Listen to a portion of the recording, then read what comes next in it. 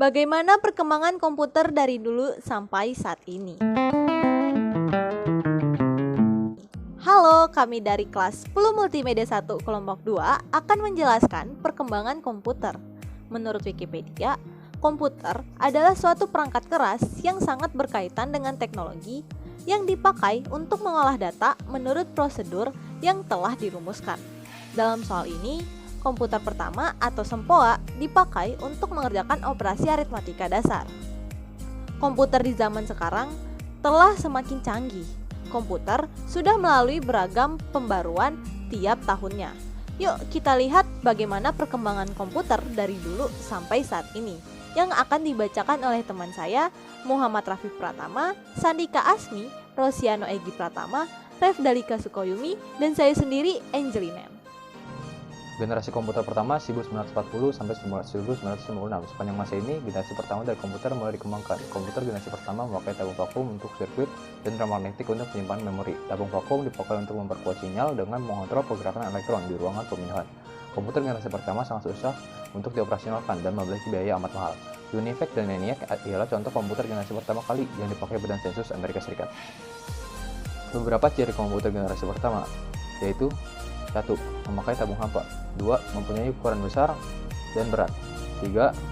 Menggunakan simpanan luar, magnetic tape dan magnetic disk. 4. Prosesnya kurang cepat atau relatif lambat. 5. Memori memiliki kemampuan kecil. 6. Memerlukan daya listrik yang besar. 7. Memakai bahasa mesin assembly. Dan 8. Yaitu fokus untuk penggunaan di bidang bisnis. Generasi komputer kedua pada tahun 1964 sampai 1971.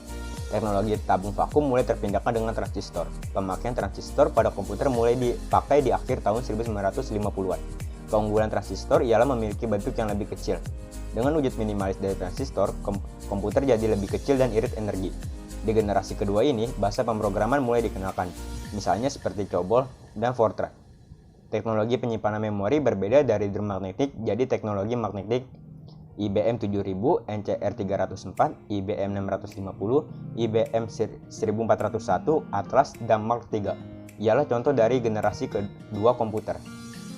Beberapa ciri komputer generasi kedua. 1. Memakai transistor dan dioda untuk gantikan vacuum tube.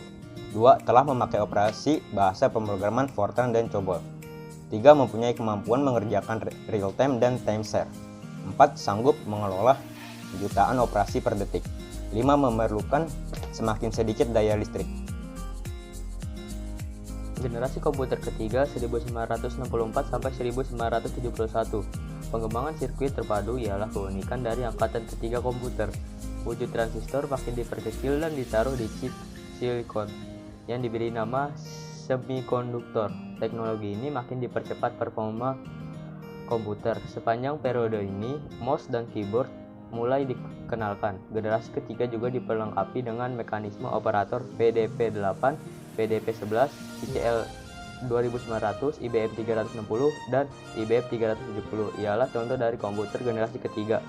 Beberapa contoh komputer generasi ketiga. 1.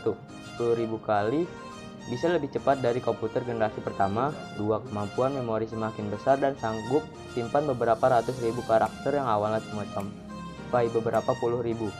3. Sanggup lakukan multiprocessing, yakni bisa mengolah beberapa data dari sumber yang lain pada saat yang bertepatan. 4. Sanggup tersambung dengan komputer yang lain. Generasi komputer keempat dari tahun 1971 sampai sekarang.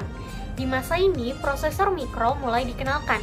Saat beberapa ribu sirkuit terintegrasi, dimasukkan ke sebuah silikon chip yang kecil. Prosesor pertama Intel 404 chip mulai menjadi otak khusus dalam suatu komputer.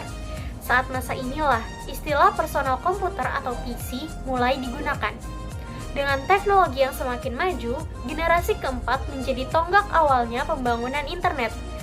IBM 4341, DEC-10, Star 1000, PUP-11, dan Apple II ialah contoh komputer generasi keempat. Beberapa ciri komputer generasi keempat yaitu yang pertama, IC lebih kompleks dan terpadu. Yang kedua, memakai LSI atau Large Scale Integration yang disebut pemadatan beberapa ribu IC menjadi satu chip. Yang ketiga, dikembangkan oleh VLSI atau Very Large Scale Integration yang bisa memuat sampai beberapa ratus ribu IC.